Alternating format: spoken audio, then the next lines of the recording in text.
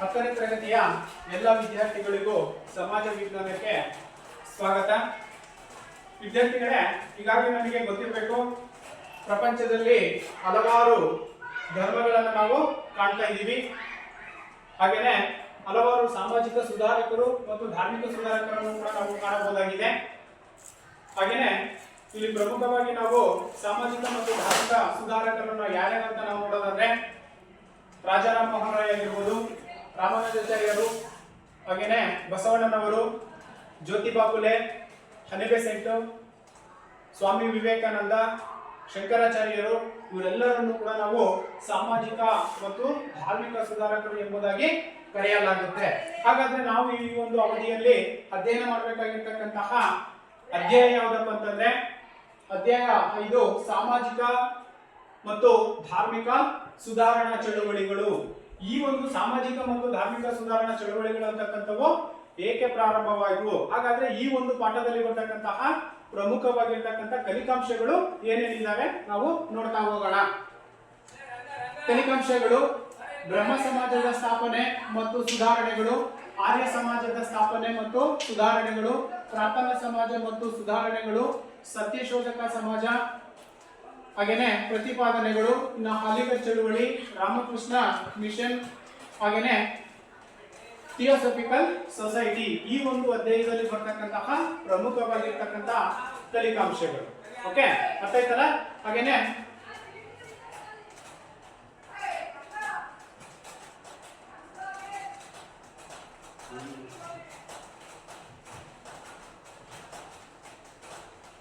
ಈ ಚಿತ್ರದಲ್ಲಿ ಇರ್ತಕ್ಕಂಥವ್ರು ಇವರು ಯಾರು ಅಂತ ಗುರುತಿಸಬಲ್ಲಿರಾ? ನೋಡೋಣ, ಹೇಳಿ ನೋಡೋಣ. ಎಸ್, ಹೇಳಿ. ರಾಜಾರಾಮ್ ಮೋಹನ್ ರಾಯ್. ರಾಜಾರಾಮ್ ಮೋಹನ್ ರಾಯ್ ಅವರು ಸುಳಿವನ್ನ ಕೊಟ್ಟಿದ್ದಾರೆ ಇಲ್ಲಿ. ಇವರು ಮೂರ್ತಿ ಪೂಜೆಯನ್ನ ಖಂಡಿಸಿರ್ತಕ್ಕಂಥದ್ದು, ಆಧುನಿಕ ವಿಜ್ಞಾನ ಮತ್ತು ಇಂಗ್ಲಿಷ್ ಶಿಕ್ಷಣವು ಭಾರತದ ನವೀಕರಣಕ್ಕೆ ಅವಶ್ಯಕ ಎಂದು ಪ್ರತಿಪಾದಿಸಿರ್ತಕ್ಕಂಥದ್ದು. ಇನ್ನ ಸ್ತ್ರೀ ಶೋಷಣೆ ಅಂತಕ್ಕಂಥದ್ದೇನಿದೆ, ಸ್ತ್ರೀಯರ ವಿರುದ್ಧ ಆಗಿರ್ತಕ್ಕಂಥ ಶೋಷಣೆಗಳೇನಿದಾವೆ, ಈ ಒಂದು ಶೋಷಣೆಗಳನ್ನ ಸಂಪೂರ್ಣವಾಗಿ ರಾಜಾರಾಮ್ ಮೋಹನ್ ರಾಯ್ ಅವರು ವಿರೋಧಿಸಿರ್ತಕ್ಕಂಥದ್ದು. ಇನ್ನ ಸತಿ ಸಹಗಮನ ಪದ್ಧತಿ. ಏನ್ ಸತಿ ಸಹಗಮನ ಪದ್ಧತಿ ಅಂತಂದ್ರೆ ಅದರ ವಿರುದ್ಧನೂ ಕೂಡ ನೋಡಿ, ಸತಿ ಸಹಗಮನ ನಿಷೇಧಕ್ಕೆ ಒತ್ತಾಯಿಸಿರ್ತಕ್ಕಂಥದ್ದು ಕೂಡ ನಾವು ಕಾಣಬಹುದಾಗಿದೆ. ಯಾರು? ರಾಜಾರಾಮ್ ಮೋಹನ್ ರಾಯ್ ಅವರು ಈ ಒಂದು ಸತಿ ಸಹಗಮನ. ಸತಿ ಅಂದ್ರೇನು? ಏನು ಸತಿ ಅಂತಂದ್ರೆ ಹೆಂಡತಿ ಅಲ್ವಾ? ಗಂಡ ಸತ್ತಂತ ಸಂದರ್ಭದಲ್ಲಿ ಹೆಂಡತಿನೂ ಕೂಡ ಚಿತೆಯಲ್ಲಿ ಬಿದ್ದು ಪ್ರಾಣವನ್ನ ತ್ಯಾಗ ಮಾಡ್ತಕ್ಕಂಥ ಒಂದು ಪದ್ಧತಿ ಏನಿದೆ, ಈ ಒಂದು ಪದ್ಧತಿಯನ್ನ ನಾವೇನಂತ ಕರಿತೀವಿ? ಸತಿ ಸಹಗಮನ ಪದ್ಧತಿ ಅಂತ ಕರಿತೀವಿ. ಈ ಒಂದು ನಿಷೇಧಕ್ಕೂ ಕೂಡ ಅವರು ಒತ್ತಾಯವನ್ನ ಮಾಡಿರ್ತಕ್ಕಂಥದ್ದು. ಹೇಗಂತಂದ್ರೆ 1828ರಲ್ಲಿ ವಿಲಿಯಂ ಬೆಂಟಿಕ್ ರವರು ಹೇಳಿದರೆ ಈ ಒಂದು ಸತಿ ಸಹಗಮನ ಪದ್ಧತಿಯ ನಿಷೇಧಕ್ಕೆ ಆದ್ಯತೆಯನ್ನು ಕೂಡ ಕೊಟ್ಟಿರ್ತಕ್ಕಂಥ ನಾವು ಕಾಣ್ತಾ ಇದೀವಿ. ಇನ್ನ ಬಾಲ್ಯ ವಿವಾಹದ ವಿರುದ್ಧ ಸಂಘಟನಾತ್ಮಕವಾಗಿರ್ತಕ್ಕಂಥ ಒಂದು ಹೋರಾಟವನ್ನು ಕೂಡ ರಾಜಾರಾಮ್ ಮೋಹನ್ ರಾಯ್ ಅವರು ನಡೆಸಿರ್ತಕ್ಕಂಥದ್ದು. ಏನಾಗಾದ್ರೆ ಇಲ್ಲಿ ಬಾಲ್ಯ ವಿವಾಹ ಅಂತ ಕರಿತೀವಿ? ಚೈಲ್ಡ್ ಮ್ಯಾರೇಜ್ ಅಂದ್ರೆ ಏನು? What is the meaning of child marriage? ಬಾಲ್ಯ ವಿವಾಹ ಅಂದ್ರೆ ಏನು? 18 ವರ್ಷದ ಒಳಗಿನ 21 ವರ್ಷದ ಒಳಗಿನ ಮಕ್ಕಳು ಅಂತಕ್ಕಂಥವ್ರು ಏನಿದ್ದಾರೆ ಅವರಿಗೆ ವಿವಾಹ ಅಥವಾ ಮದುವೆ ಮಾಡ್ತಕ್ಕಂಥ ಒಂದು ಪದ್ಧತಿ ಏನಿದೆ, ಈ ಒಂದು ಪದ್ಧತಿಯನ್ನ ನಾವೇನಂತ ಕರಿತೀವಿ? ಬಾಲ್ಯ ವಿವಾಹ ಪದ್ಧತಿ ಅಂತಕ್ಕಂಥದನ್ನು ಕೂಡ ನಾವು ಕರಿತಾ ಹೋಗ್ತೀವಿ. ಈ ಒಂದು ಬಾಲ್ಯ ವಿವಾಹ ಪದ್ಧತಿಯನ್ನ ಸಂಪೂರ್ಣವಾಗಿ ವಿರೋಧಿಸಿರ್ತಕ್ಕಂಥ ಕೀರ್ತಿನೂ ಕೂಡ ಯಾರಿಗೆ ಸಲ್ಲುತ್ತೆ? ರಾಜಾರಾಮ್ ಮೋಹನ್ ರಾಯ್ ಅವರಿಗೆ ಸಲ್ತಕ್ಕಂಥದ್ದು. ಇನ್ನ ಇವರ ಪ್ರಯತ್ನದ ಫಲವಾಗಿ ವಿಲಿಯಂ ಬೆಂಟಿಕ್ 1829ರಲ್ಲಿ ಈ ಒಂದು ಪದ್ಧತಿಯನ್ನ ನಿಷೇಧಿಸಿರ್ತಕ್ಕಂಥದ್ದು. ಯಾವ ಪದ್ಧತಿಯನ್ನ? ಸತಿ ಸಹಗಮನ ಪದ್ಧತಿ ಅಂತಕ್ಕಂಥದ್ದು ಏನಿದೆ, ಈ ಒಂದು ಪದ್ಧತಿಯನ್ನ ಈ ಒಂದು ವಿಲಿಯಂ ಬೆಂಟಿಕ್ ಅವರ ಒಂದು ನೇತೃತ್ವದಲ್ಲಿ 1829ರಲ್ಲಿ ಈ ಒಂದು ಸತಿ ಸಹಗಮನ ಪದ್ಧತಿಯನ್ನ ನಿಷೇಧಿಸಿರ್ತಕ್ಕಂಥದ್ದು. ಇದ್ರ ಜೊತೆಯಲ್ಲಿ ಇವರು ಪತ್ರಿಕಾ ಸ್ವಾತಂತ್ರ್ಯದ ಶ್ರೇಷ್ಠತೆ, ಪತ್ರಿಕಾ ಸ್ವಾತಂತ್ರ್ಯ ಅಂದ್ರೆ ಭಾರತೀಯರೇ ಪ್ರಕಟ ಮಾಡಬೇಕಾಗಿರ್ತಕ್ಕಂಥ ಪತ್ರಿಕೆಗಳೇನಿದಾವೆ ಆ ಪತ್ರಿಕೆಗಳನ್ನ ಭಾರತೀಯರೇ ಪ್ರಕಟಿಸಬೇಕಂತಕ್ಕಂಥ ಒಂದು ಅಂಶವನ್ನು ಕೂಡ ಗಮನದಲ್ಲಿ ಇಟ್ಕೊಂಡಿರ್ತಕ್ಕಂಥ ನಾವು ಕಾಣ್ತೀವಿ. ಈ ಒಂದು ಹೋರಾಟಗಾರರಾಗಿದ್ರು. ಇನ್ನು ಬಂಗಾಳಿ ಭಾಷೆಯಲ್ಲಿ ಸಂವಾದ ಕೌಮುದಿ ಪತ್ರಿಕೆಯನ್ನು ಕೂಡ ಇವರು ಆರಂಭಿಸಿರ್ತಕ್ಕಂಥದ್ದು. ಯಾರು? ರಾಜಾರಾಮ್ ಮೋಹನ್ ರಾಯ್ ಅವರು ಏನಿದ್ದಾರೆ ಈ ಒಂದು ಬಂಗಾಳಿ ಭಾಷೆಯಲ್ಲಿ ಬಂದಿರತಕ್ಕಂತಹ ಸಂವಾದ ಕೌಮುದಿ ಪತ್ರಿಕೆಯನ್ನ ಆರಂಭಿಸಿರ್ತಕ್ಕಂಥದ್ದು. ಹಾಗಾಗಿ ಇವರನ್ನ ಭಾರತದ ಪುನರ್ಜೀವನದ ಪಿತಾಮಹ ಅಂತ ಕರಿತೀವಿ. ನಿಮಗೆ ಒಂದು ಅಂಕದ ಪ್ರಶ್ನೆನೂ ಕೂಡ ಕೇಳಬಹುದು. ಏನಂತ? ಭಾರತದ ಪುನರ್ಜೀವನದ ಪಿತಾಮಹ ಅಂತ ನಾವು ಯಾರನ್ನು ಕರಿತೀವಿ? ಎಸ್, ರಾಜಾ ರಾಮ್ ಮೋಹನ್ ರಾಯ್ ಅವರನ್ನ ಕರೀತಕ್ಕಂಥದ್ದನ್ನು ಕೂಡ ನಾವಿಲ್ಲಿ ಗಮನಿಸಬಹುದಾಗಿದೆ. ಇವರೇ ಕೋಲ್ಕತ್ತಾದಲ್ಲಿ ಬ್ರಹ್ಮ ಸಮಾಜವನ್ನ ಸ್ಥಾಪಿಸಿರ್ತಕ್ಕಂಥದ್ದು. ಗೊತ್ತಾಯ್ತಲ್ಲ? ಒಂದು ಅಂಕದ ಪ್ರಶ್ನೆಯನ್ನು ಕೂಡ ಅವ್ರು ಕೇಳಬಹುದು. ಏನಂತ ಕೇಳಬಹುದು? ಬ್ರಹ್ಮ ಸಮಾಜದ ಸ್ಥಾಪಕ ಯಾರು? ರಾಜಾರಾಮ್ ಮೋಹನ್ ರಾಯ್ ಎಂಬುದಾಗಿ ನಾವು ಕರೀತಕ್ಕಂಥದ್ದು. ಇವರು ಕೋಲ್ಕತ್ತಾದಲ್ಲಿ ಬ್ರಹ್ಮ ಸಮಾಜವನ್ನ ಸ್ಥಾಪಿಸಿರ್ತಕ್ಕಂಥದ್ದು ನಾವು ಗಮನಿಸಬಹುದಾಗಿದೆ. ಇನ್ನ ರಾಜಾರಾಮ್ ಮೋಹನ್ ರಾಯರು ಇನ್ನ ನೆಕ್ಸ್ಟ್ ಬರ್ತಕ್ಕಂಥದ್ದು ಆರ್ಯ ಸಮಾಜ. ಸ್ಥಾಪಕರು ಸ್ವಾಮಿ ದಯಾನಂದ ಸರಸ್ವತಿ. ಈ ಒಂದು ಆರ್ಯ ಸಮಾಜದ ಕಾರ್ಯಗಳು ಏನೇನಿದಾವೆ? ಆರ್ಯ ಸಮಾಜದ ಕಾರ್ಯಗಳು ಏನೇನಿದಾವೆ? ವೇದಗಳು ಸತ್ಯ. ವೇದಗಳು ಎಷ್ಟಿದಾವೆ? 4 ವೇದಗಳಿದಾವೆ ಅಲ್ವಾ? ಎಷ್ಟಿದಾವೆ ವೇದಗಳು? 4 ವೇದಗಳನ್ನ ನಾವು ಕಾಣ್ತೀವಿ. ಯಾವ್ಯಾವು? ಋಗ್ವೇದ, ಯಜುರ್ವೇದ, ಸಾಮವೇದ ಮತ್ತು ಅಥರ್ವ ವೇದ ಅಂತಕ್ಕಂಥದ್ದು. ಈ ಒಂದು ವೇದಗಳೇ ಸತ್ಯ ಮತ್ತು ಜ್ಞಾನದ ಮೂಲವೆಂದು ಅವರು ಪ್ರತಿಪಾದನೆಯನ್ನ ಮಾಡಿರ್ತಕ್ಕಂಥದ್ದು. ಇನ್ನು ವೇದಗಳಿಗೆ ಹಿಂದಿರುಗಿ ಒಂದು ಅಂಕದ ಪ್ರಶ್ನೆ. ವೇದಗಳಿಗೆ ಹಿಂದಿರುಗಿ ಅಂತಕ್ಕಂಥ ಘೋಷಣೆಯನ್ನ ನೀಡಿರ್ತಕ್ಕಂಥವ್ರು ಯಾರು ಅಂತಂದ್ರೆ ಆರ್ಯ ಸಮಾಜದ ಸ್ಥಾಪಕರಾಗಿರ್ತಕ್ಕಂಥ ದಯಾನಂದ ಸರಸ್ವತಿಯವರು ವೇದಗಳಿಗೆ ಹಿಂದಿರುಗಿ ಎಂದು ಕರೆಯನ್ನ ನೀಡಿದ್ರು. ಇನ್ನು ವಿಗ್ರಹ ಆರಾಧನೆ ಮತ್ತು ಜಾತಿ ಪದ್ಧತಿಯನ್ನ, ವಿಗ್ರಹ ಆರಾಧನೆ ಅಂದ್ರೆ ಏನು? ಮೂರ್ತಿ ಪೂಜೆ ಅಂತಕ್ಕಂಥದ್ದು ಏನಿದೆ, ವಿಗ್ರಹಗಳನ್ನ ಪೂಜೆ ಮಾಡ್ತಕ್ಕಂಥದ್ದನ್ನ ಅವರು ಖಂಡಿಸಿದ್ರು. ಅದ್ರ ಜೊತೆಯಲ್ಲಿ ಹತ್ತೈನ ಪದ್ಧತಿಗಳನ್ನ ಹಾಗೂ ಪುರೋಹಿತಶಾಹಿಯ ಅಧಿಕಾರವನ್ನ ತಿರಸ್ಕರಿಸಿರ್ತಕ್ಕಂಥದ್ದನ್ನು ಕೂಡ ನಾವು ಗಮನಿಸಬಹುದು. ಇನ್ನು ವಿಧವಾ ವಿವಾಹವನ್ನ ಪ್ರೋತ್ಸಾಹಿಸ್ತಕ್ಕಂಥದ್ದು ದಯಾನಂದ ಸರಸ್ವತಿ ಅವರ ಇನ್ನೊಂದು ಪ್ರಮುಖವಾಗಿರ್ತಕ್ಕಂಥ ಅಂಶ ಏನಪ್ಪಾ ಅಂತಂದ್ರೆ ವಿಧವಾ ವಿವಾಹ. ವಿಧವಾ ಅಂತಂದ್ರೆ ಗಂಡ ಸತ್ತಿರ್ತಕ್ಕಂಥ ಹೆಣ್ಣು ಏನಿದ್ದಾಳೆ ಸಮಾಜದಲ್ಲಿ, ಅವಳಿಗೆ ಮುಂಚೆ ಆ ಒಂದು ಅನಿಷ್ಟ ಪದ್ಧತಿ ಅಂತಕ್ಕಂಥದ್ದು ಏನಿದೆ, ಆ ಒಂದು ಪದ್ಧತಿಯಿಂದ ಸಮಾಜದಲ್ಲಿ ಆಚೆ ಬರುವಾಗಿರ್ಲಿಲ್ಲ ಯಾರು? ವಿಧವೆ ಅಂತಕ್ಕಂಥದ್ದು. ಆದ್ರೆ ದಯಾನಂದ ಸರಸ್ವತಿ ಅವರು ಸಾಮಾಜಿಕ ಬದಲಾವಣೆಯನ್ನ ತರಬೇಕು ಅಂತಕ್ಕಂಥ ಒಂದು ಉದ್ದೇಶದಿಂದಾಗಿ ಇಲ್ಲಿ ಏನ್ ಮಾಡಿದ್ರು? ವಿಧವಾ ವಿವಾಹಕ್ಕೆ, ವಿಧವಾ ಪುನರ್ವಿವಾಹ ಅಂತ ನಾವೇನ್ ಕರಿತೀವಿ, ಗಂಡ ಸತ್ತಿರ್ತಕ್ಕಂಥವ್ರು ಇನ್ನೊಂದು ಮದುವೆ ಆಗ್ಲಿಕ್ಕೆ ಅವಕಾಶವನ್ನು ಕೂಡ ಈ ಒಂದು ಸಮಾಜ ಮಾಡಿಕೊಟ್ಟಿರ್ತಕ್ಕಂಥ ನಾವು ಕಾಣ್ತೀವಿ. ಸ್ವಲ್ಪ ಹಿಂದೆ ಹೋಗಿ ನೋಡೋಣ. ಸುಮಾರು ವರ್ಷಗಳ ಹಿಂದೆ ಹೋದ ಒಂದು 40-50 ವರ್ಷಗಳ ಹಿಂದೆ ಹೋದಂತ ಸಂದರ್ಭದಲ್ಲಿ ಈ ಒಂದು ಅನಿಷ್ಟ ಪದ್ಧತಿಯನ್ನ ಕಾಣ್ತಕ್ಕಂಥ ಒಂದು ವ್ಯವಸ್ಥೆ ಅಂತಕ್ಕಂಥದ್ದನ್ನು ನಮ್ಮ ಸಮಾಜದಲ್ಲಿ ನಾವು ಕಾಣ್ತಾ ಇದ್ವಿ. ಈ ಅನಿಷ್ಟ ಪದ್ಧತಿಯನ್ನು ಸಂಪೂರ್ಣವಾಗಿ ತೊಲಗಿಸ್ಬೇಕು ಅಂತಕ್ಕಂಥ ಉದ್ದೇಶದಿಂದಲೇ ಅವ್ರೇನ್ ಮಾಡಿದ್ರು? ವಿಧವಾ ವಿವಾಹವನ್ನ ಈ ಒಂದು ಪ್ರೋತ್ಸಾಹವನ್ನ ನೀಡಿರ್ತಕ್ಕಂಥದ್ದು. ಅರ್ಥಾಯ್ತಲ್ಲ?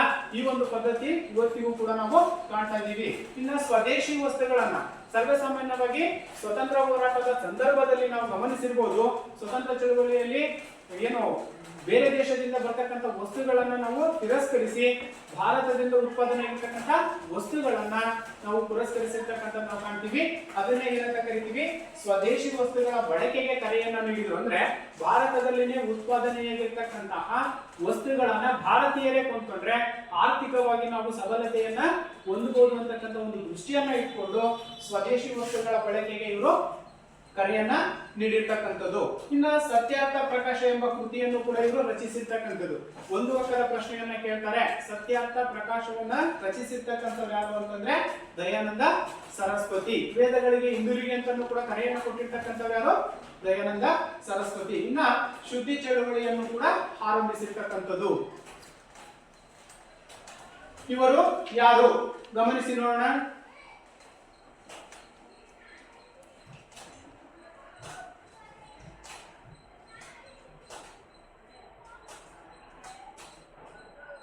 ಎಸ್,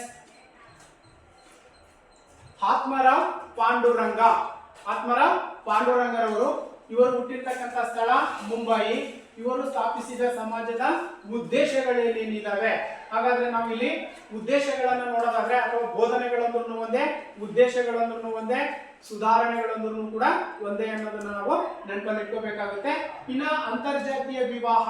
ಏನ್ ಅಂತರ್ಜಾತೀಯ ವಿವಾಹ ಅಂತಂದ್ರೆ 12ನೇ ಶತಮಾನದಲ್ಲೇ ಬಸವಣ್ಣನವರು ಅಂತರ್ಜಾತೀಯ ವಿವಾಹವನ್ನ 12ನೇ ಶತಮಾನದಲ್ಲಿನೇ ಮಾಡುವುದರ ಮೂಲಕ ಸಾಮಾಜಿಕ ಬದಲಾವಣೆಯನ್ನ ತಂದಿರ್ತಕ್ಕಂಥದ್ದನ್ನು ಕೂಡ ನಾವು ಕಾಣ್ತಾ ಇದ್ದೀವಿ. ಆ ಒಂದು ಪದ್ಧತಿಯನ್ನ ಏನು ಇಲ್ಲಿ ಆತ್ಮಾರಾವ್ ಪಾಂಡುರಂಗರವರು ಇದ್ದಾರೆ, ಇವರು ಕೂಡ ಅವರ ಒಂದು ಸುಧಾರಣೆಗಳಲ್ಲಿ ಪ್ರಮುಖವಾಗಿರ್ತಕ್ಕಂಥದ್ದು ಅಂತರ್ಜಾತಿ ವಿವಾಹ. ಅಂದ್ರೆ ಹುಡುಗ ಬೇರೆ ಜಾತಿ ಮತ್ತು ಹುಡುಗಿ ಬೇರೆ ಜಾತಿಯಾಗಿರ್ತಕ್ಕಂಥ ಅವರಿಬ್ಬರು ವಿವಾಹವಾಗ್ತಕ್ಕಂಥ ಒಂದು ಪದ್ಧತಿ ಏನಿದೆ, ಈ ಒಂದು ಪದ್ಧತಿಯನ್ನ ನಾವೇನಂತ ಕರಿತೀವಿ, ಅಂತರ್ಜಾತಿ ವಿವಾಹ ಅಂತ ಕರಿತೀವಿ. ಅದ್ರ ಜೊತೆಯಲ್ಲಿ ಸಹಭೋಜನ. ಏನ್ ಸಹಭೋಜನ ಅಂತಂದ್ರೆ, ಸಹಭೋಜನ ಅಂದ್ರೇನು, ಎಲ್ಲರ ಜೊತೆಯಲ್ಲಿ ಇಲ್ಲಿ ಜಾತಿ ಮತ ಧರ್ಮ ಅಂತಕ್ಕಂಥ ಹೆಣ್ಣು ಗಂಡು ಅಂತಕ್ಕಂಥ ಭೇದ ಭಾವ ಅಂತಕ್ಕಂಥದ್ದಿಲ್ಲ, ಎಲ್ಲರೂ ಒಂದೇ. ಎಲ್ಲರೂ ಕೂಡ ನಾವೀಗ ದೇವಸ್ಥಾನಗಳಿಗೆ ಹೋಗ್ತೀವಿ, ದೇವಸ್ಥಾನಗಳಿಗೆ ಹೋದಂತ ಸಂದರ್ಭದಲ್ಲಿ ನಾವೇನ್ ಮಾಡ್ತೀವಿ, ಊಟಕ್ಕೆ ಪ್ರಸಾದವನ್ನ ಕುತ್ಕೊಂಡಂತ ಸಂದರ್ಭದಲ್ಲಿ ಯಾವುದೇ ಜಾತಿ ಮತ ಧರ್ಮ ಅನ್ನೋದ ರೀತಿಯಲ್ಲಿ ಹೇಗೆ ನಾವು ಪ್ರಸಾದವನ್ನ ಸ್ವೀಕರಿಸ್ತೀವೋ ಆ ಒಂದು ಪದ್ಧತಿಯನ್ನ ಇಲ್ಲಿ ನಾವು ಕಾಣ್ತಾ ಇದ್ದೀವಿ. ಅರ್ಥ ಆಯ್ತಲ್ಲ? ಹಾಗಾಗಿ ಈ ಅಂತರ್ಜಾತಿ ವಿವಾಹ ಹಾಗೇನೆ ಸಹಭೋಜನ, ಸ್ತ್ರೀ ಶಿಕ್ಷಣಕ್ಕೆ ಮುಖ್ಯವಾಗಿರ್ತಕ್ಕಂಥದ್ದೇನು, ಸ್ತ್ರೀ ಶಿಕ್ಷಣಕ್ಕೆ ಹೆಚ್ಚಿನ ಆದ್ಯತೆಯನ್ನ ಆತ್ಮಾರಾವ್ ಪಾಂಡುರಂಗರವರು ನೀಡಿರ್ತಕ್ಕಂಥದನ್ನ ನಾವು ಗಮನಿಸಬಹುದಾಗಿದೆ. ಅರ್ಥ ಆಯ್ತಲ್ಲ? ಸ್ತ್ರೀ ಶಿಕ್ಷಣ ಅಂತಂದ್ರೆ ಸುಮಾರು 30-40 ವರ್ಷಗಳ ಹಿಂದೆ ಹೋದಂತ ಸಂದರ್ಭದಲ್ಲಿ ಸ್ತ್ರೀಯರು ಯಾವ ಕಾರಣಕ್ಕೂ 4 ಗೋಡೆಗಳ ಮಧ್ಯದಲ್ಲಿ ಅಂದ್ರೆ ಮನೆಯಲ್ಲಿನೇ ಕೂತ್ಕೊಳ್ತಕ್ಕಂಥ ಒಂದು ವ್ಯವಸ್ಥೆಯನ್ನ ನೋಡ್ತಾ ಇದ್ವಿ. ಸಾಮಾಜಿಕ ಸುಧಾರಕರು ಬಂದಂತ ನಂತರದಲ್ಲಿ ಮಹಿಳೆಯರಿಗೂ ಕೂಡ ಪುರುಷರಂತೆ ಸರಿ ಸಮಾನವಾಗಿರ್ತಕ್ಕಂಥ ಆದ್ಯತೆಯನ್ನು ನೀಡಬೇಕು ಸಮಾಜದಲ್ಲಿ ಅಂತ ಹೇಳ್ಬಿಟ್ಟು ಅವರಿಗೆ ಮಹಿಳೆಯರಿಗೆ ಹೆಚ್ಚು ಹೆಚ್ಚು ಶಿಕ್ಷಣವನ್ನ ಕೊಡ್ತಕ್ಕಂಥ ಒಂದು ಪದ್ಧತಿ ಅಂತಕ್ಕಂಥದ್ದು ಪ್ರಾರಂಭವಾಗಿರ್ತಕ್ಕಂಥ ನಾವು ಕಾಣ್ತಾ ಇದ್ದೀವಿ. ಆ ಒಂದು ಪದ್ಧತಿಯಿಂದಾಗಿ ಇವತ್ತು ಮಹಿಳೆಯರು ಪ್ರತಿಯೊಂದು ಕ್ಷೇತ್ರದಲ್ಲೂ ಕೂಡ ಇವತ್ತು ಕಾರ್ಯವನ್ನು ನಿರ್ವಹಿಸ್ತಕ್ಕಂಥ ನಾವು ಕಾಣ್ತಿದ್ದೀವಿ ಅಲ್ವಾ? ಎಲ್ಲಾ ಕ್ಷೇತ್ರಗಳಲ್ಲೂ ಕೂಡ ಇದ್ದಾರೆ. ಪೊಲೀಸ್ ಆಗಿದ್ದಾರೆ, ಟೀಚರ್ಸ್ ಆಗಿದ್ದಾರೆ, ಲೆಕ್ಚರ್ಸ್ ಆಗಿದ್ದಾರೆ, ಡಾಕ್ಟರ್ಸ್ ಆಗಿದ್ದಾರೆ, ವಿಮಾನವನ್ನ ಓಡಿಸ್ತಾ ಇದ್ದಾರೆ ಅಲ್ವಾ? ಹಾಗೇನೆ ರೈಲುಗಳನ್ನ ಓಡಿಸ್ತಾ ಇದ್ದಾರೆ. ಪ್ರತಿಯೊಂದು ಕ್ಷೇತ್ರದಲ್ಲೂ ಕೂಡ ಇವತ್ತು ಮಹಿಳೆಯರು ಶಿಕ್ಷಣವನ್ನ ಪಡ್ಕೊಂಡು ತಮ್ಮ ಕ್ಷೇತ್ರದಲ್ಲಿ ಅಭಿವೃದ್ಧಿಯನ್ನ ಹೊಂದತಕ್ಕಂಥದ್ದನ್ನು ಕೂಡ ನಾವು ಇವತ್ತು ಕಾಣ್ತಾ ಇದ್ದೀವಿ. ಇನ್ನು ಎರಡನೇದಾಗಿರ್ತಕ್ಕಂಥದ್ದು ಡೆಕ್ಕನ್ ಶಿಕ್ಷಣ ಸಂಸ್ಥೆಯನ್ನ ಪ್ರಾರಂಭಿಸಿರ್ತಕ್ಕಂಥದ್ದು ಆತ್ಮಾರಾವ್ ಪಾಂಡುರಂಗರವರು. ಡೆಕ್ಕನ್ ಶಿಕ್ಷಣ ಸಂಸ್ಥೆಯನ್ನು ಅವರದೇ ಆಗಿರ್ತಕ್ಕಂಥ ಸ್ವಂತ ಒಂದು ಶಿಕ್ಷಣ ಸಂಸ್ಥೆಯನ್ನು ಕೂಡ ಅವರು ಪ್ರಾರಂಭವನ್ನ ಮಾಡಿದ್ರು. ಇನ್ನ ವಿಗ್ರಹ ಆರಾಧನೆ, ನಾವು ಅವಾಗಲೇ ಹೇಳಿದ್ವಿ, ಏನು ವಿಗ್ರಹ ಆರಾಧನೆ ಅಂದ್ರೆ ಮೂರ್ತಿ ಪೂಜೆ, ಮೂರ್ತಿ ಪೂಜೆಯನ್ನ ಖಂಡಿಸಿರ್ತಕ್ಕಂಥದ್ದನ್ನು ಕೂಡ ನಾವು ಕಾಣ್ತೀವಿ. ಇನ್ನು ಬಾಲ್ಯ ವಿವಾಹ, ಅಲ್ಲೂ ಕೂಡ ಆರ್ಯ ಸಮಾಜದಲ್ಲೂ ಕೂಡ ದಯಾನಂದ ಸರಸ್ವತಿ ಅವರ ಆದ್ಯತೆಯನ್ನು ಕೊಟ್ಟಿರ್ತಕ್ಕಂಥದ್ದು ಯಾವುದಕ್ಕೆ, ಬಾಲ್ಯ ವಿವಾಹಕ್ಕೆ ಅಲ್ವಾ? ಆ ಒಂದು ಬಾಲ್ಯ ವಿವಾಹ ವಿರೋಧಿಸಿರ್ತಕ್ಕಂಥದ್ದು. ಇನ್ನ ಜಾತಿ ಪದ್ಧತಿಯನ್ನ ಖಂಡಿಸಿರ್ತಕ್ಕಂಥದ್ದು ಅಲ್ವಾ? ಸುಮಾರು ವರ್ಷಗಳ ಹಿಂದೆನೂ ಕೂಡ ಜಾತಿ ವ್ಯವಸ್ಥೆಯನ್ನ ನಾವು ಸಂಪೂರ್ಣವಾಗಿ ನಿರ್ಮೂಲನೆ ಮಾಡ್ಬೇಕಂತಂದ್ರೆ ಇರ್ತಕ್ಕಂಥದ್ದು ದಾರಿ ಒಂದೇ, ಏನದು, ಯಾವುದು, ಈ ಒಂದು ಶಿಕ್ಷಣವನ್ನ ಪಡ್ಕೊಂಡಿದ್ದಾದ್ರೆ ಈ ಒಂದು ಜಾತಿ ಪದ್ಧತಿಯನ್ನ ಸಂಪೂರ್ಣವಾಗಿ ನಾವು ನಿರ್ಮೂಲನೆಯನ್ನ ಮಾಡಬಹುದಾಗಿದೆ. ಇನ್ನ ಹಕ್ಕೈನ ಪದ್ಧತಿಗಳನ್ನ ಹಾಗೂ ಪುರೋಹಿತಶಾಹಿಯ ಅಧಿಕಾರವನ್ನ ತಿರಸ್ಕರಿಸ್ತಕ್ಕಂಥದ್ದು, ನಂಬಿಕೆ ಮತ್ತು ಮೂಢನಂಬಿಕೆಗಳಂತಕ್ಕಂಥವೇನಿದ್ದಾವೆ ಅವುಗಳನ್ನ ಆತ್ಮಾರಾವ್ ಪಾಂಡುರಂಗರು ಸಂಪೂರ್ಣವಾಗಿ ತಿರಸ್ಕರಿಸಿರ್ತಕ್ಕಂಥದ್ದನ್ನು ಕೂಡ ನಾವು ಕಾಣಬಹುದಾಗಿದೆ. ಇನ್ನ ಐದನೇದಾಗಿರ್ತಕ್ಕಂಥದ್ದು ವಿಧವಾ ವಿವಾಹವನ್ನ ಪ್ರೋತ್ಸಾಹಿಸಿರ್ತಕ್ಕಂಥದ್ದು. ಸರ್ವ ಧರ್ಮಗಳನ್ನು ಕೂಡ ಸತ್ಯದ ಪ್ರತೀಕ. ಸರ್ವ ಧರ್ಮಗಳಂತಂದ್ರೆ ಈ ಒಂದು ದೇಶದಲ್ಲಿರ್ತಕ್ಕಂಥ ಸರ್ವಧರ್ಮ ಸಮಾನತೆ ಅಂತ ನಾವೇನ್ ಕರಿತೀವಿ, ಎಲ್ಲಾ ಧರ್ಮಗಳಿಗೂ ಕೂಡ ಭಾರತದಲ್ಲಿ ಆದ್ಯತೆಯನ್ನ ಕೊಟ್ಟಿರ್ತಕ್ಕಂಥದ್ದು. ನಮ್ಮ ಸಂವಿಧಾನದಲ್ಲೂ ಕೂಡ ನಾವೇನ್ ಕೊಟ್ಟಿದ್ದೀವಿ, ಸಂಪೂರ್ಣವಾಗಿ ಸರ್ವಧರ್ಮ ಆದ್ಯತೆಯನ್ನ ಕೊಟ್ಟಿದ್ದೀವಿ. ಒಂದೇ ಧರ್ಮ ಅಂತಕ್ಕಂಥದ್ದು ಭಾರತದಲ್ಲಿ ಏನಾದ್ರೂ ಇದೆಯಾ? ಸಾಕಷ್ಟು ಧರ್ಮಗಳನ್ನು ನಾವು ಕಾಣ್ತಾ ಇದ್ದೀವಿ. ಹಿಂದೂ ಇದ್ದಾರೆ, ಮುಸ್ಲಿಮ್ಸ್ ಇದ್ದಾರೆ, ಕ್ರೈಸ್ತರಿದ್ದಾರೆ, ಸಿಖ್ರಿದ್ದಾರೆ, ಬೌದ್ಧರಿದ್ದಾರೆ, ಜೈನ ಧರ್ಮಗಳು, ಈ ರೀತಿಯಾಗಿ ವಿವಿಧ ಸರ್ವ ಧರ್ಮಗಳು ಕೂಡ ಸತ್ಯದ ಪ್ರತೀಕವನ್ನು ಅವರು ಪ್ರತಿಪಾದಿಸಿರ್ತಕ್ಕಂಥದ್ದು. ಇನ್ನ ಅನಾಥಾಶ್ರಯಗಳನ್ನ, ರಾಷ್ಟ್ರೀಯ ಶಾಲೆಗಳನ್ನ, ಅನಾಥಾಶ್ರಯಗಳು ಗೊತ್ತಾಗುತ್ತಲ್ಲ, ಅನಾಥಾಶ್ರಮಗಳಂತ ನಾವೇ ಕರಿತೀವಿ ಅವು. ಇನ್ನು ರಾಷ್ಟ್ರೀಯ ಶಾಲೆಗಳು ಮತ್ತು ವಿಧವಾಶ್ರಮಗಳನ್ನು ಕೂಡ, ವಿಧವಾಶ್ರಮಗಳಂತಂದ್ರೆ ಏನು, ಗಂಡ ಸತ್ತಿರ್ತಕ್ಕಂಥವ್ರು ಏನಿದ್ದಾರೆ ಅವರಿಗೆ ಸಮಾಜದಲ್ಲಿ ಕೀಳು ಭಾವನೆ ಅಂತಕ್ಕಂಥದ್ರಿಂದ ಸಮಾಜ ನೋಡ್ತಾ ಇತ್ತು. ಹಾಗಾಗಿ ಅವ್ರದೇ ಆಗಿರ್ತಕ್ಕಂಥ ಒಂದು ಆಶ್ರಮವನ್ನು ಕೂಡ ಸ್ಥಾಪನೆ ಮಾಡಲಿಕ್ಕೆ ಅವಕಾಶವನ್ನ ಇವರು ಕಲ್ಪಿಸಿ ಕೊಟ್ಟಿರ್ತಕ್ಕಂಥದ್ದು. ಇನ್ನ MG ರಾನಡೆ ಮತ್ತು DK ಕರ್ವೇರ್ ಅವರು ಕೂಡ ಈ ಒಂದು ಸಮಾಜಕ್ಕಾಗಿ ದುಡಿದಿರ್ತಕ್ಕಂಥದ್ದು. ಯಾವುದು, ಆತ್ಮಾರಾವ್ ಪಾಂಡುರಂಗರವರು ಸ್ಥಾಪನೆ ಮಾಡಿರ್ತಕ್ಕಂಥ ಈ ಒಂದು ಸಮಾಜಕ್ಕೆ ಇವರು ಕೂಡ MG ರಾನಡೆ ಅಂದ್ರೆ ಏನು, ಗೋವಿಂದ ರಾನಡೆ, ಮಹಾದೇವ ಗೋವಿಂದ ರಾನಡೆ ಮತ್ತು DK ಕರ್ವೇರ್ ಅವರು ಈ ಒಂದು ಸಮಾಜಕ್ಕೆ ದುಡಿದಿರ್ತಕ್ಕಂಥದ್ದನ್ನು ಕೂಡ ನಾವು ಗಮನಿಸಬಹುದಾಗಿದೆ. ಈಗ ಗಮನಿಸಿ, ಯಾರಿವರು, ಸತ್ಯಶೋಧಕ ಸಮಾಜ. ಈ ಒಂದು ಸಮಾಜದ ಸ್ಥಾಪಕರು, ಸತ್ಯಶೋಧಕ ಸಮಾಜದ ಸ್ಥಾಪಕರು ಯಾರು, ಮಹಾತ್ಮ ಜ್ಯೋತಿಬಾ ಫುಲೆ 1827 ರಿಂದ 1890. ಇವರ ಹುಟ್ಟಿದ ಸ್ಥಳ ಯಾವ್ದಪ್ಪ ಅಂತಂದ್ರೆ ಪುಣೆ. ಪುಣೆಯಲ್ಲಿ ಜನಿಸಿರ್ತಕ್ಕಂಥದ್ದು. ಇವರು ಪ್ರತಿಪಾದಿಸಿರ್ತಕ್ಕಂಥ ಪ್ರಮುಖ ಅಂಶಗಳು ಯಾವ್ಯಾವ ಇದಾವೆ ನಾವು ಒಂದೊಂದಾಗಿ ನೋಡ್ತಾ ಹೋದ್ರೆ, ಸ್ವತಂತ್ರ ಪ್ರತಿಯೊಬ್ಬ ಮನುಷ್ಯನ ಪ್ರಥಮ ಅವಶ್ಯಕತೆ. ಸ್ವತಂತ್ರ ಅಂದ್ರೆ ಏನು ವಿದೇಶಿಯರಿಂದ ಏನು ಬ್ರಿಟಿಷರು ನಮ್ಮನ್ನ 300-400 ವರ್ಷಗಳ ಕಾಲ ನಮ್ಮನ್ನ ಆಡಳಿತವನ್ನ ಮಾಡಿದ್ರು, ಆ ಒಂದು ದಾಸ್ಯದಿಂದ ನಾವು ಬಿಡುಗಡೆಗೊಳಿಸ್ತಕ್ಕಂಥದ್ದೇನಿದೆ, ಭಾರತವನ್ನ ಸಂಪೂರ್ಣವಾಗಿ ಸ್ವತಂತ್ರದೆಡೆಗೆ ತರಬೇಕು ಅಂತಕ್ಕಂಥದ್ದೇನಿದೆ, ಆ ಒಂದು ಸಂದರ್ಭದಲ್ಲೂ ಕೂಡ ಹಾಗಾಗಿನೇ ಇವರು ಹೇಳಿರ್ತಕ್ಕಂಥದ್ದು ಏನಪ್ಪಾ ಅಂತಂದ್ರೆ, ಪ್ರತಿಯೊಬ್ಬನ ಮನುಷ್ಯನ ಪ್ರಥಮ ಆದ್ಯತೆ ಸ್ವತಂತ್ರವಾಗಿರ್ತಕ್ಕಂಥದ್ದು. ಎಲ್ಲಿ ಬೇಕಾದ್ರೂ ಜೀವನ ಮಾಡಬಹುದು, ಎಲ್ಲಿ ಬೇಕಾದ್ರೂ ವಾಸವನ್ನ ಮಾಡಬಹುದು, ಯಾವ ಕೆಲಸ ಬೇಕಾದ್ರೂ ಕೂಡ ಮಾಡ್ತಕ್ಕಂಥ ಒಂದು ಅವಕಾಶವನ್ನ ಈ ಒಂದು ಸಮಾಜ ತೋರಿಸಿಕೊಟ್ಟಿರ್ತಕ್ಕಂಥ ನಾವು ಕಾಣಬಹುದು. ಇನ್ನು ಎರಡನೇದಾಗಿರ್ತಕ್ಕಂಥ ನಾವು ನೋಡೋದಾದ್ರೆ ಪಾನ ನಿಷೇಧವನ್ನ ಒತ್ತಾಯಿಸಿರ್ತಕ್ಕಂಥದ್ದು. ಏನ್ ಪಾನ ನಿಷೇಧ ಅಂತಂದ್ರೆ ಮದ್ಯಪಾನ ಅಂತ ಕರಿತೀವಿ ಗೊತ್ತಾ, ಆ ಮದ್ಯಪಾನವನ್ನ ಸಂಪೂರ್ಣವಾಗಿ ಈ ಒಂದು ಸತ್ಯಶೋಧಕ ಸಮಾಜ ವಿರೋಧಿಸಿರ್ತಕ್ಕಂಥದ್ದನ್ನು ಕೂಡ ನಾವು ಗಮನಿಸಬಹುದಾಗಿದೆ. ಇನ್ನ ಸ್ತ್ರೀ ಪುರುಷರ ಅಸಮಾನತೆ ಅಂದ್ರೆ ಪುರುಷರಿಗೆ ಉನ್ನತವಾಗಿರ್ತಕ್ಕಂಥ ಸ್ಥಾನ, ಮಹಿಳೆಯರನ್ನ ಕೀಳು ಮಟ್ಟದಾಗಿ ನೋಡ್ತಕ್ಕಂಥ ಒಂದು ಪದ್ಧತಿ ಅಂತಕ್ಕಂಥದ್ದೇನಿದೆ, ಇದಾಗಬಾರದು. ಈ ಒಂದು ಸತ್ಯಶೋಧಕ ಸಮಾಜದಲ್ಲಿ ಸಂಪೂರ್ಣವಾಗಿ ಅವ್ರು ಹೇಳಿರ್ತಕ್ಕಂಥದ್ದು ಸ್ತ್ರೀ ಪುರುಷರ ಸಮಾನತೆ, ಗಂಡಿಗೂ ಅಷ್ಟೇ ಆದ್ಯತೆ ಇರಬೇಕು, ಮಹಿಳೆಯರಿಗೂ ಕೂಡ ಅಷ್ಟೇ ಆದ್ಯತೆ ಇರಬೇಕು ಅಂತಕ್ಕಂಥದ್ದು ಈ ಒಂದು ಸಮಾಜದ ಪ್ರಮುಖವಾಗಿರ್ತಕ್ಕಂಥ ಒಂದು ನೀತಿ ಅಂತಕ್ಕಂಥದ್ದು. ಇನ್ನ ಮಾನವ ಹಕ್ಕುಗಳು ಏನಿದಾವೆ, ವಿಶ್ವಸಂಸ್ಥೆನೂ ಕೂಡ ಮಾನವ ಹಕ್ಕುಗಳನ್ನ ನೀಡಿದೆ. ಮಾನವ ಹಕ್ಕುಗಳನ್ನ ಮನುಷ್ಯ ಹುಟ್ಟಿನಿಂದನೇ ಅವನು ಪಡ್ಕೊಳ್ತಕ್ಕಂಥ ನಾವು ಕಾಣ್ತಿದೀವಿ. ಅರ್ಥ ಆಯ್ತಲ್ಲ, ವಿಶ್ವಸಂಸ್ಥೆ ಏನ್ ಮಾಡ್ತು 1948 ಡಿಸೆಂಬರ್ 10ರಂದು ಮಾನವ ಹಕ್ಕುಗಳನ್ನ ಘೋಷಣೆಯನ್ನ ಮಾಡ್ತು. ಆ ಹಕ್ಕುಗಳು ಏನ್ ಹೇಳ್ತಾವಪ್ಪ ಅಂತಂದ್ರೆ, ಎಲ್ಲಿ ಬೇಕಾದ್ರೂ ವಾಸವನ್ನ ಮಾಡ್ಬೋದು, ಹೇಗ್ ಬೇಕಾದ್ರೂ ಜೀವನವನ್ನ ಮಾಡ್ಬೋದು, ಏನ್ ಬೇಕಾದ್ರೂ ಕಲಿಬಹುದು ಅಂತಕ್ಕಂಥ ಏನ್ ಆದ್ಯತೆಯನ್ನ ಕೊಟ್ಟಿದೆಯೋ ಆ ಮಾನವ ಹಕ್ಕುಗಳನ್ನ ನಮ್ಮ ಸಂವಿಧಾನದಲ್ಲೂ ಕೂಡ ನಾವು ಹಲವಾರು ಮೂಲಭೂತ ಹಕ್ಕುಗಳನ್ನ ನಾವು ಕಾಣ್ತಾ ಇದೀವ. ಹಾಗೆ ಇನ್ನ ಜನರನ್ನ ಶೋಷಿಸ್ತಕ್ಕಂಥದ್ದೇನಿದೆ, ಶೋಷಣೆ ಅಂದ್ರೆ ಗುಲಾಮರನ್ನಾಗಿ ಮಾಡ್ತಕ್ಕಂಥ ಒಂದು ಪದ್ಧತಿ ಅಂತಕ್ಕಂಥದ್ದೇನಿದೆ, ಈ ಒಂದು ಪದ್ಧತಿಯ ವಿರುದ್ಧನೂ ಕೂಡ ಅವರು ಹೋರಾಟವನ್ನ ಮಾಡಿರ್ತಕ್ಕಂಥದ್ದು. ಇನ್ನು ಅಸ್ಪೃಶ್ಯತಾ ಆಚರಣೆಯನ್ನು ವಿರೋಧಿಸಿರ್ತಕ್ಕಂಥದ್ದು. ಅಂದ್ರೆ ಅಸ್ಪೃಶ್ಯರು ಅಂತಂದ್ರೆ ಅಂತ್ಯಜರು ಅಥವಾ ಕೆಳಭಾಗದಲ್ಲಿ ಬರ್ತಕ್ಕಂಥವ್ರು ಏನಿದ್ದಾರೆ ಅವರನ್ನ ಶೋಷಣೆಗೆ ಒಳಪಡಿಸ್ತಕ್ಕಂಥ ಒಂದು ಪದ್ಧತಿ ಏನಿದೆ, ಈ ಒಂದು ಪದ್ಧತಿಯ ವಿರುದ್ಧನೂ ಕೂಡ ಅವರು ಈ ಒಂದು ಆಚರಣೆಯನ್ನ ಸಂಪೂರ್ಣವಾಗಿ ವಿರೋಧಿಸಿರ್ತಕ್ಕಂಥ ನಾವು ಕಾಣಬಹುದಾಗಿದೆ.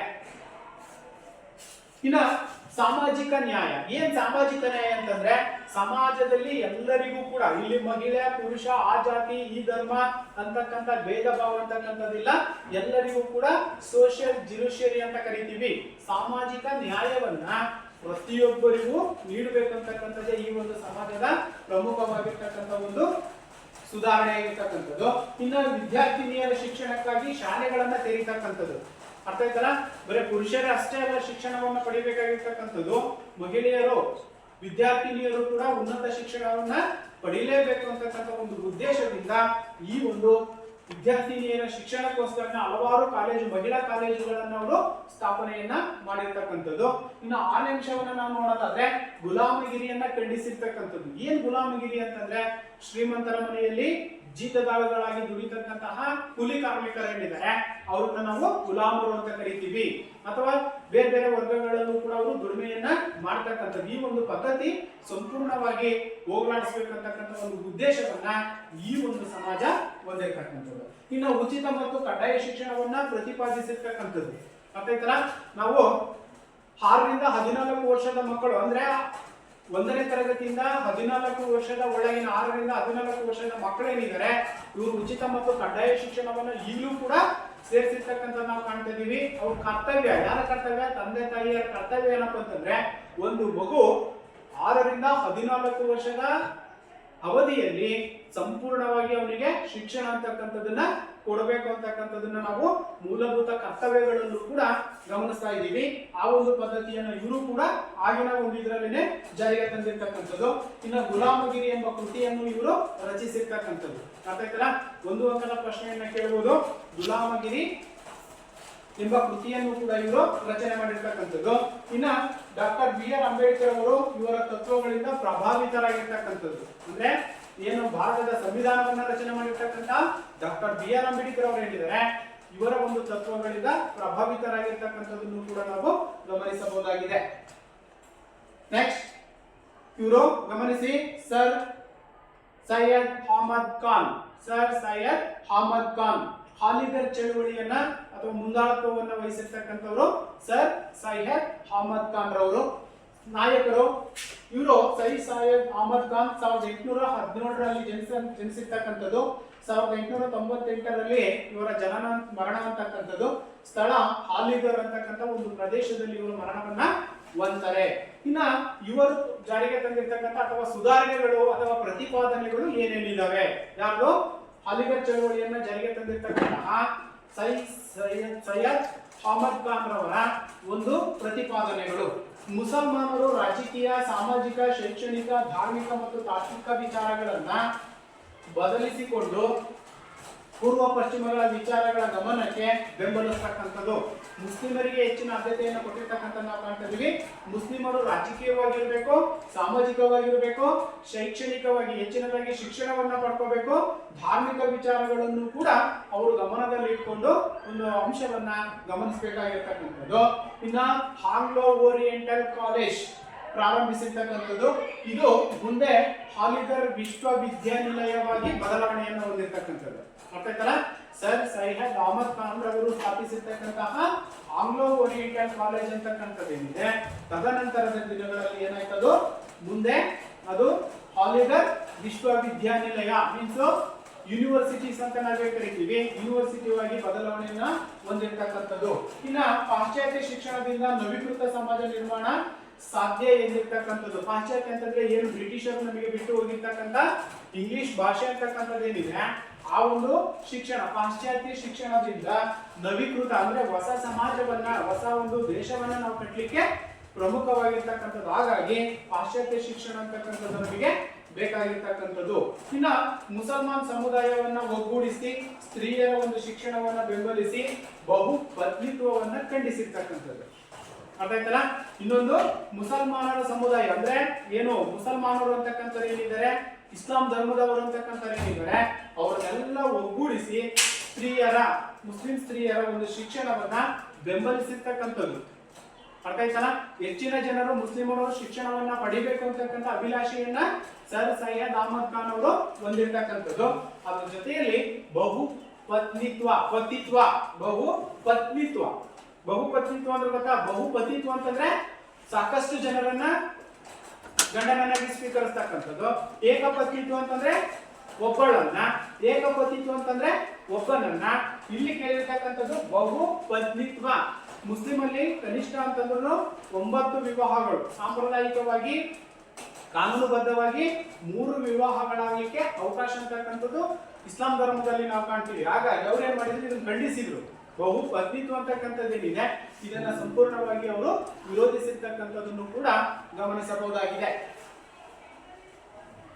ಇನ್ನ ರಾಮಕೃಷ್ಣ ಮಿಷನ್, ಈ ಒಂದು ರಾಮಕೃಷ್ಣ ಮಿಷನ್ ಅನ್ನ ಸ್ಥಾಪನೆ ಮಾಡಿರ್ತಕ್ಕಂಥವ್ರು ಯಾರಪ್ಪ ಅಂತಂದ್ರೆ ಸ್ವಾಮಿ ವಿವೇಕಾನಂದರವರು. ನೋಡಿ, ಈ ಒಂದು ಸ್ಥಾಪಕರು ರಾಮಕೃಷ್ಣ ಮಿಷನ್ ಅನ್ನ ಸ್ಥಾಪಿಸಿರ್ತಕ್ಕಂಥವ್ರು ಯಾರು? ಸ್ವಾಮಿ ವಿವೇಕಾನಂದ. ಎಲ್ಲಿ ಸ್ಥಾಪನೆಯನ್ನ ಮಾಡಿದ್ರು ಅಂತಂದ್ರೆ ಕೋಲ್ಕತ್ತಾ 1897ರಲ್ಲಿ. ಇನ್ನ ಇದರ ಒಂದು ಸುಧಾರಣೆಗಳು, ಯಾವ ಸುಧಾರಣೆಗಳು? ರಾಮಕೃಷ್ಣ ಪರಮಹಂಸರ ಸುಧಾರಣೆಗಳು ಏನೇನಿದಾವೆ ನೋಡೋದಾದ್ರೆ, ಒಂದು ಸ್ವಾಮಿ ವಿವೇಕಾನಂದರು ಶ್ರೀ ರಾಮಕೃಷ್ಣ ಪರಮಹಂಸರ ಶಿಷ್ಯರಾಗಿದ್ರು. ಕ್ಲಿಯರ್ ಆಯ್ತಲ್ಲ? ಒಂದು ಸ್ವಾಮಿ ವಿವೇಕಾನಂದರು ಶ್ರೀ ರಾಮಕೃಷ್ಣ ಪರಮಹಂಸರ ಶಿಷ್ಯರಾಗಿದ್ರು. 1893ರಲ್ಲಿ ಅಮೆರಿಕದಲ್ಲಿ ನಡೆದಿರ್ತಕ್ಕಂತಹ ಚಿಕಾಗೋ ವಿಶ್ವ ಧರ್ಮ ಸಮ್ಮೇಳನದಲ್ಲಿ ಭಾಗವಹಿಸಿ ಸರ್ವಧರ್ಮ ಸಮಾನತೆಯ ತತ್ವವನ್ನು ಕೂಡ ಪ್ರತಿಪಾದಿಸಿರ್ತಕ್ಕಂಥದ್ದು. ನೋಡಿ, ಸರ್ವಧರ್ಮ ಸಮ್ಮೇಳನ ಏನು 1893ರಲ್ಲಿ ಅಮೆರಿಕದ ಚಿಕಾಗೋ ಅಂತಕ್ಕಂಥ ಒಂದು ಪ್ರದೇಶದಲ್ಲಿ ನಡೀತೋ, ಅವಾಗ ಸರ್ವಧರ್ಮ ಸಮ್ಮೇಳನದಲ್ಲಿ ಭಾರತದಿಂದಲೂ ಕೂಡ ಆ ಒಂದು ಸಮ್ಮೇಳನಕ್ಕೆ ಯಾರು ಆಯ್ಕೆಯಾಗಿದ್ರು? ಸ್ವಾಮಿ ವಿವೇಕಾನಂದರು ಆಯ್ಕೆಯಾಗಿರ್ತಕ್ಕಂಥ ನಾವು ಕಾಣ್ತೀವಿ. ಆ ಒಂದು ಚಿಕಾಗೋದಲ್ಲಿ ನಡೆದಿರ್ತಕ್ಕಂಥ ಸರ್ವಧರ್ಮ ಸಮ್ಮೇಳನದಲ್ಲಿ ಭಾರತದ ಕೀರ್ತಿಯನ್ನ ಹೆಚ್ಚಿಸಿರ್ತಕ್ಕಂಥ ಪಾತ್ರ ಯಾರಿಗೆ ಸಲ್ಲುತ್ತಪ್ಪ ಅಂತಂದ್ರೆ ಅದು ಸ್ವಾಮಿ ವಿವೇಕಾನಂದರಿಗೆ ಸಲ್ಲತಕ್ಕಂಥದ್ದು. ಯಾಕೆಂತಂದ್ರೆ ಆ ಧರ್ಮಕ್ಕೆ ಹೋದಂತ ಅಥವಾ ಆ ಒಂದು ಸಮ್ಮೇಳನಕ್ಕೆ ಹೋದಂತ ಸಂದರ್ಭದಲ್ಲಿ ಸ್ವಾಮಿ ವಿವೇಕಾನಂದರು ಎಲ್ಲಾ ಧರ್ಮದವರು ಕೂಡ ಹಿಂದೂ ಧರ್ಮದ ನಾವು ಏನು ಗ್ರಂಥಗಳು ಅಂತ ನಾವು ಕರಿತೀವಿ ಕೆಳಗಡೆ ಇಟ್ಟು ಮಿಕ್ಕಿದರೆಲ್ಲ ಮೇಲಿಟ್ಟಂತ ಸಂದರ್ಭದಲ್ಲಿ ಎಲ್ಲರೂ ಕೂಡ ಅದನ್ನ ನೋಡಿ ಅಸಹ್ಯವಾಗಿ ನಗ್ತಾ ಇದ್ರಂತೆ. ಓಕೆ, ನಗ್ತಾ ಇರ್ತಕ್ಕಂಥ ಸಂದರ್ಭದಲ್ಲಿ ಅವಾಗ ಸ್ವಾಮಿ ವಿವೇಕಾನಂದರು ಆ ಸಭೆಯನ್ನು ಉದ್ದೇಶಿಸಿ ಅವರ ಭಾಷಣ ಬಂದಂತ ಸಂದರ್ಭದಲ್ಲಿ ಒಂದೇ ಒಂದು ವರ್ಡ್ಸ್ ಅನ್ನ ಹೇಳ್ತಾರೆ. ಇಡೀ ಆ ಒಂದು ಏನು ಸಮ್ಮೇಳನ ನಡೀತಾ ಇತ್ತೋ ಅಷ್ಟು ಜನರು ಕೂಡ ನಿಶ್ಶಬ್ದತೆಯಿಂದ ಕೂತ್ಕೊಂಡಿದ್ರಂತೆ. ಅರ್ಥ ಆಯ್ತಲ್ಲ, ಎಷ್ಟು ಚೆನ್ನಾಗಿ ಹೇಳಿದಾರೆ ಅಂತಂದ್ರೆ, my dear sisters brothers of America, ಈ ಒಂದು ವರ್ಡ್ಸ್ ಅನ್ನ ಕೇಳಿರ್ತಕ್ಕಂಥ ಅಮೆರಿಕದ ಚಿಕಾಗೋದಲ್ಲಿ ನೆಲೆಸಿರ್ತಕ್ಕಂಥ ಪ್ರತಿಯೊಬ್ಬ ಅನುಯಾಯಿಗಳು ಕೂಡ ನಿಶ್ಶಬ್ದವಾಗಿ ಕೂತ್ಕೊಂಡು ಸುಮಾರು ಸಮಯದವರೆಗೆ ಚಪ್ಪಾಳೆಯನ್ನ ಕೊಟ್ಟಿದ್ರ. ಹಿಂದೂ ಧರ್ಮ ಕೆಳಗಿರ್ಬೋದು ಅಂತ ನೀವು ತಿಳ್ಕೊಂಡಿದ್ದೀರಾ, ಎಲ್ಲಾ ಧರ್ಮಗಳಿಗೂ ಕೂಡ ಆಧಾರವಾಗಿರ್ತಕ್ಕಂಥದ್ದು ಯಾವ ಧರ್ಮ ಅಂತಂದ್ರೆ ಅದು ಹಿಂದೂ ಧರ್ಮ. ನಮ್ಮ ಗ್ರಂಥವನ್ನ ನಾವೇನಾದ್ರೂ ಕೆಳಗಡೆ ತೆಗೆದಿದ್ದೇ ಆದ್ರೆ ವಾಪಸ್ಸು ಮೇಲಿರ್ತಕ್ಕಂಥ ಎಲ್ಲಾ ಗ್ರಂಥಗಳು ಏನಾಗ್ತವೆ, ಬಿದ್ದೋಗ್ತವೆ. ಹಾಗಾಗಿ ಎಲ್ಲಾ ವಿಶ್ವದಲ್ಲಿರ್ತಕ್ಕಂಥ ಎಲ್ಲಾ ಧರ್ಮಗಳಿಗೆಲ್ಲ ಶ್ರೇಷ್ಠವಾದ ಧರ್ಮ ಯಾವ್ದಪ್ಪ ಅಂತಂದ್ರೆ ಅದು ಹಿಂದೂ ಧರ್ಮ. ಯಾವಾಗ 1893ರಲ್ಲಿ ಚಿಕಾಗೋದಲ್ಲಿ ನಡೆದಿರ್ತಕ್ಕಂತಹ ವಿಶ್ವ ಧರ್ಮ ಸಮ್ಮೇಳನದಲ್ಲಿ ಸ್ವಾಮಿ ವಿವೇಕಾನಂದರು ಆ ಒಂದು ಮಾತುಗಳನ್ನ ಆಡಿರ್ತಕ್ಕಂಥ ನಾವು ಕಾಣಬಹುದಾಗಿದೆ. ಇನ್ನು ಮೂರನೇ ನೋಡೋದಾದ್ರೆ ಮೋಕ್ಷಕ್ಕಾಗಿ ದುಡಿಯಲು ಪ್ರಾರ್ಥನೆ, ಯೋಗ ಸಾಧನೆಗಳನ್ನ ಸಮಾಜ ಸೇವೆಯ ಮುಖ್ಯವಾಗಿರ್ತಕ್ಕಂಥದ್ದು. ನೋಡಿ, ಏನಾದ್ರೂ ನಾವು ಒಂದು ಸಾಧನೆಯನ್ನ ಮಾಡ್ಬೇಕನ್ನೋದಾದ್ರೆ ನೋಡಿ, ಮೋಕ್ಷಕ್ಕಾಗಿ, ಮೋಕ್ಷ ಅಂದ್ರೇನು, ಏನ್ ಮೋಕ್ಷ ಅಂತಂದ್ರೆ ನಾವು ಸತ್ತಂತ ಸಂದರ್ಭದಲ್ಲಿ ಬರ್ತಕ್ಕಂಥದ್ದೇನಿದೆ ನಮ್ಮ ಪಾಪ ಪುಣ್ಯಗಳು ಅಂತ ಕರಿತೀವಿ ನೋಡಿ. ಆ ಮೋಕ್ಷವನ್ನ ಪಡಿಬೇಕಾದ್ರೆ ನಾವು ಭಕ್ತಿ ಅಂತಕ್ಕಂಥದ್ದು ಇರ್ಬೇಕು, ಪ್ರಾರ್ಥನೆಯನ್ನ ದೇವರನ್ನ ಪ್ರಾರ್ಥನೆ ಮಾಡ್ಬೇಕು. ದೈಹಿಕವಾಗಿ ನಾವು ಗಟ್ಟಿಯಾಗಿರ್ಬೇಕಂತಂದ್ರೆ ನಾವೇನ್ ಮಾಡ್ಬೇಕು, ಯೋಗಗಳನ್ನ ಮಾಡ್ಬೇಕು. ಅರ್ಥ ಆಯ್ತಾ? ಒಂದು ಸರಿ ಒಂದು ಸಣ್ಣ ಕಥೆಯನ್ನು ಹೇಳ್ತಾ ಹೋಗ್ತೀನಿ. ಒಂದು ಸರಿ ಸ್ವಾಮಿ ವಿವೇಕಾನಂದರು ಧ್ಯಾನಸಕ್ತರಾಗಿ ಕೂತಿರ್ತಕ್ಕಂಥ ಸಂದರ್ಭದಲ್ಲಿ ತನ್ನ ಸ್ನೇಹಿತರ ಜೊತೆಯಲ್ಲಿ ಒಂದು ಇದ್ದಕ್ಕಿದ್ದಾಗೇನೆ ಒಂದು ಕಾಳಿಂಗ ಸರ್ಪ ಅಂತಕ್ಕಂಥದ್ದು ಅವರ ಪಕ್ಕದಲ್ಲಿ ಹಾದು ಹೋಗುತ್ತೆ. ಅದನ್ನು ನೋಡಿರ್ತಕ್ಕಂಥ ಸ್ನೇಹಿತರು, ಅವನಿಗೆ ನರೇಂದ್ರ ಅಂತ ಅವನ ಹೆಸರು, ಸ್ವಾಮಿ ವಿವೇಕಾನಂದರದು, ಅವನನ್ನ ಬಿಟ್ಟು ಎಲ್ಲರೂ ಓಡಿ ಹೋಗ್ತಾರೆ. ಹೋಗಿ ಟೀಚರ್ಸಿಗೆ ಮತ್ತು ಅವ್ರ ಪೇರೆಂಟ್ಸಿಗೆಲ್ಲ ಹೇಳ್ತಾರೆ, ಹೀಗೆ ಒಂದು ಕಾಳಿಂಗ ಸರ್ಪ ಅಂತಕ್ಕಂಥದ್ದು ನರೇಂದ್ರನ ಪಕ್ಕದಲ್ಲಿ ಬಂದು ಹೋಗಿದೆ, ಆದ್ರೆ ಅವನು ಮಿಸ್ಕಾಡ್ತಾ ಇಲ್ಲ, ನಾವ್ ಎಷ್ಟೇ ಬಿಡಿಸಿದ್ರು ಎದ್ದಾಡ್ಲಿಲ್ಲ ಅಂತ. ಆ ತನ್ನಷ್ಟಕ್ಕೆ ತಾನು ಆ ಹಾವು ಹರಿದಂತ ಸಂದರ್ಭದಲ್ಲಿ ತಂದೆ ತಾಯಿಗಳು ಅಲ್ಲಿ ಇರ್ತಕ್ಕಂಥವ್ರು ಎಲ್ಲರೂ ಬಂದು ಕೇಳ್ತಾರೆ, ಹೀಗಾಯ್ತಂತೆ ಏನು ಅಂತ ಅಂದಾಗ, ನನಗೆ ಯಾವ್ದು ಬಂದಿದೆಯೋ ನನಗೆ ಗೊತ್ತಿಲ್ಲ, ಯಾಕೆಂತಂದ್ರೆ ನಾನು ಏಕಾಂತದಲ್ಲಿ ಅಂದ್ರೆ ಕಾನ್ಸಂಟ್ರೇಟ್ ಅಂತ ನಾವೇ ಕರಿತೀವಿ, ಏಕಾಂತದಲ್ಲಿ ಪ್ರಾರ್ಥನೆಯನ್ನ ಮಾಡ್ತಾ ಇದ್ದೆ, ಅದ್ಯಾವುದು ಕೂಡ ನನಗೆ ಮನಸ್ಸಿಗೆ ಬಂದಿಲ್ಲ ಅಂತ ಹೇಳ್ಬಿಟ್ಟು, ಅಂದ್ರೆ ಅಷ್ಟು ಕಾನ್ಫಿಡೆನ್ಸ್ ಅವರ ಒಂದು ಮನಸ್ಥಿತಿಯ ಮೇಲೆ. ಗೊತ್ತಾಯ್ತಲ್ಲ, ಏಕಾಗ್ರತೆ ಅಂದ್ರೆ ಆಗಿರ್ಬೇಕು ಅಂತ ಕೂಡ ನಾವು ಗಮನಿಸಬೇಕಾಗಿರ್ತಕ್ಕಂಥದ್ದು. ಇನ್ನು ಯೋಗ ಸಾಧನೆಗಳಲ್ಲದೆ ಸಮಾಜ ಸೇವೆಯನ್ನ ಮಾಡಬೇಕು. ಏನ್ ಸಮಾಜ ಸೇವೆಯನ್ನ, ಉತ್ತಮವಾಗಿರ್ತಕ್ಕಂಥ ಕಾರ್ಯಗಳನ್ನ, ಸಹಕಾರಗಳನ್ನ ನಾವು ಮಾಡ್ಬೇಕಂತಕ್ಕಂಥದ್ದು. ಇನ್ನ ಅನೇಕ ಸೇವಾಶ್ರಮಗಳನ್ನು ಕೂಡ ಸ್ಥಾಪನೆ ಮಾಡಿರ್ತಕ್ಕಂಥದ್ದು, ಶಾಲೆಗಳು, ಇನ್ನ ಆರೋಗ್ಯ ಕೇಂದ್ರಗಳು ಮತ್ತು ವಿಧವಾಶ್ರಮಗಳನ್ನು ಕೂಡ ತೆರೆದಿರ್ತಕ್ಕಂಥದ್ದನ್ನು ನಾವು ಗಮನಿಸಬಹುದಾಗಿದೆ.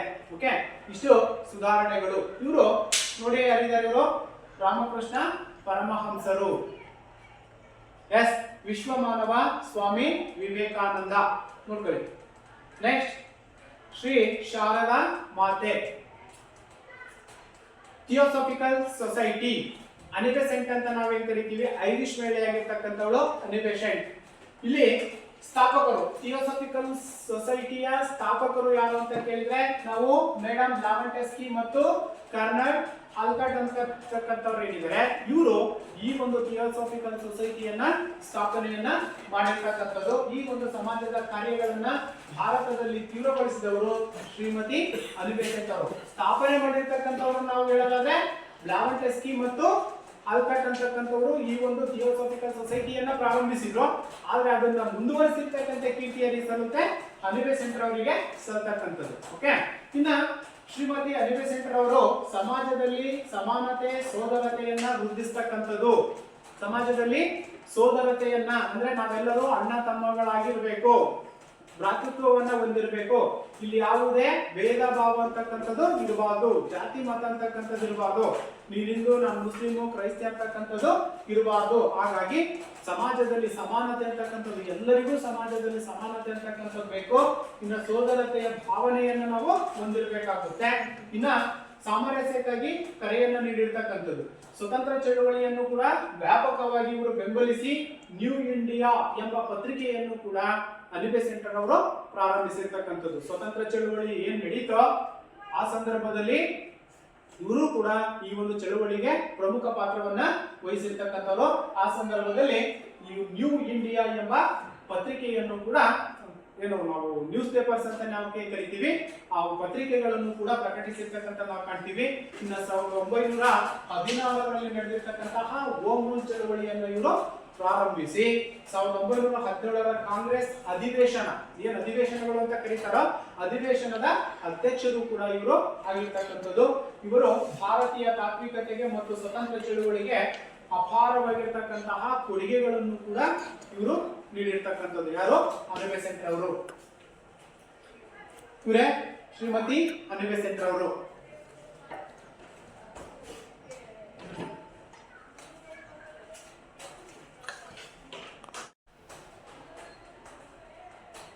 ಇಲ್ಲಿಯವರೆಗೆ ವಿದ್ಯಾರ್ಥಿಗಳೇ ನಾವು ಸಾಮಾಜಿಕ ಮತ್ತು ಧಾರ್ಮಿಕ ಸುಧಾರಣಾ ಚಳವಳಿಯನ್ನ ಸಂಪೂರ್ಣವಾಗಿ ಈ ಒಂದು ಅವಧಿಯಲ್ಲಿ ಅಧ್ಯಯನವನ್ನ ಮಾಡಿದೀವಿ. ಅರ್ಥ ಆಗಿದೆ ಅನ್ಕೊಂಡಿದ್ದೀನಿ. ಈಗ ಕೆಲವೊಂದು ಮನೆಗೆಲಸಕ್ಕೆ ಸಂಬಂಧಪಟ್ಟಂತೆ ಪ್ರಶ್ನೆಗಳನ್ನ ಹೋಮ್ವರ್ಕಿಗೆ ಬರ್ಕೊಳ್ಳಿ.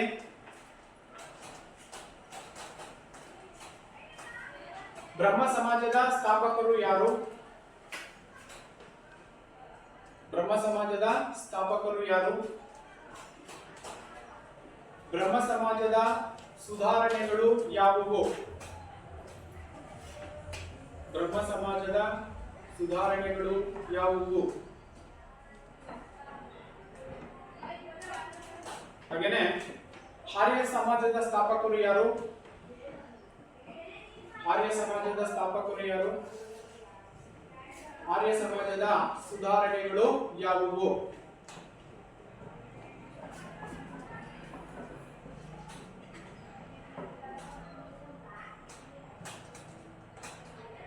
ಹಾಗೇನೆ ಥಿಯೋಸಫಿಕಲ್ ಸೊಸೈಟಿಯ ಸುಧಾರಣೆಗಳನ್ನು ಸಂಕ್ಷಿಪ್ತವಾಗಿ ವಿವರಿಸಿ. ಥಿಯೋಸಫಿಕಲ್ ಸೊಸೈಟಿಯ ಸುಧಾರಣೆಗಳನ್ನು ಸಂಕ್ಷಿಪ್ತವಾಗಿ ವಿವರಿಸಿ. ಧನ್ಯವಾದಗಳು.